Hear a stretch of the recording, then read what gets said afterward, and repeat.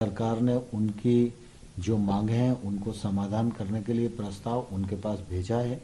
और कोई भी कानून में जो प्रावधान पर आपत्ति होती है तो प्रावधान पर ही चर्चा होती है, और जो आपत्ति उनके ध्यान में आई उन आपत्तियों को निराकरण करने की हमने कोशिश प्रस्ताव में की है। और इसलिए उन्हें आंदोलन समाप्त करने करके और वार्ता का रास्ता अपनाना चाहिए।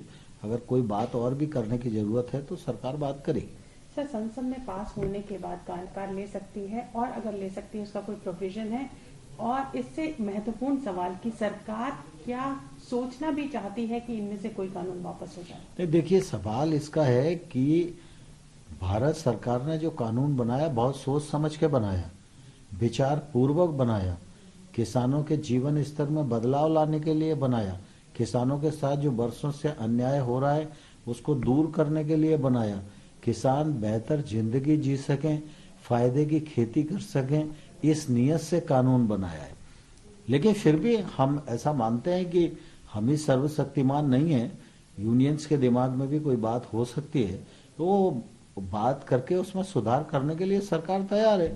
सर, सरकार तैयार है, डेट लेंगे, क्योंकि सरकार की जिम्मेदारी किसानों के प्रति है पर आम आदमी के प्रति भी है, जिसको दिक्कतों का सामना करना पड़ रहा है बॉर्डर ब्लॉक होने की वजह से। अब तो किसान संगठन ये भी कह रहे हैं कि वो इंटेंसिफाई करेंगे अपनी इस एजिटेशन को। मैं आपके माध्यम से किसान यूनियंस के लीडर्स को और किसानों को कहना चाहता हूं कि आंदोलन जब होता है तो किसानों को भी परेशानी हो रही है। सर्दी का सीजन है, कोविड का संकट है, किसान बड़ी रिस्क में पड़े हुए हैं, और लीडर्स जो है उसमें बढ़कर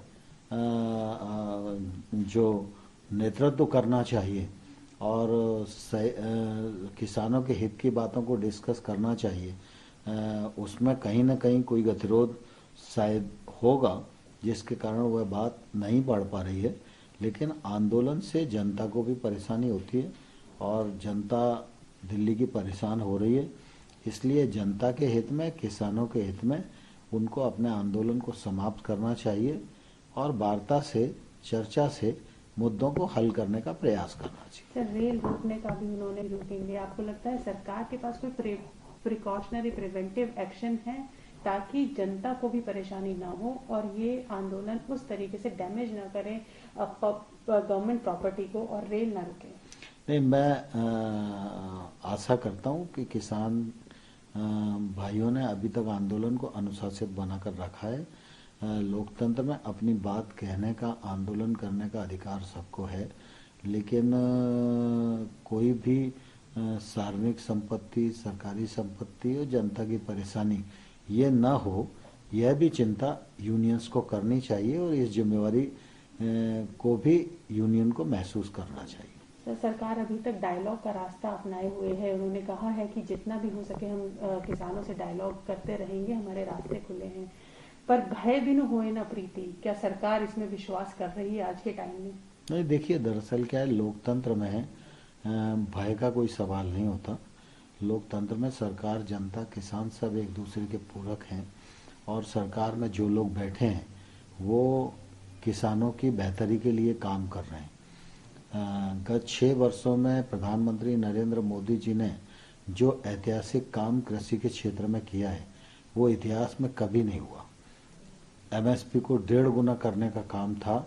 यूपीए सरकार चाहती तो 10 साल में कर सकती थी, लेकिन वो निर्णय नहीं ले पाई। मोदी जी ने लागत पर 50% मुनाफा लगाकर एमएसपी घोषित करने का काम किया और उसका फायदा पूरे देश भर के किसानों को मिल रहा है। एमएसपी खरीद की सीमा पर खाद्यान्न की सीमा भी बढ़ाई और इस बीच में उपार्जन लगभग दोगुने से अधिक हुआ है मोदी जी के कार्यकाल में। अगर यूपीए गवर्नमेंट को देखेंगे और मोदी जी के 6 साल देखेंगे तो लगभग दोगुने से ज़्यादा की खरीद मोदी जी के समय में एमएसपी पर हुई है। मोदी जी के नेतृत्व में 10,000 एफपीओ बनाने का काम देश भर में चल रहा है, जिसमें 6,850 करोड़ रुपया मोदी सरकार खर्च करने वाली है। गांव में इंफ्रास्ट्रक्चर पहुंचे, खेती फायदे का धंधा बने, किसान के अपने उत्पादन को रोकने की क्षमता उसकी बढ़ सके, वाजिब मूल्य मिले, उसका वो इंतज़ार कर सके। इसलिए गांव-गांव में इंफ्रास्ट्रक्चर विकसित हो, वैल्यू चेन विकसित हो। इस दृष्टि से प्रधानमंत्री जी ने 1 लाख करोड़ का इंफ्रास्ट्रक्चर फंड बनाने का काम किया है, जिसमें लगभग 1500 करोड़ रुपया अभी नीचे छोटी पैक्स को प्रोजेक्ट के लिए जारी भी कर दिया है।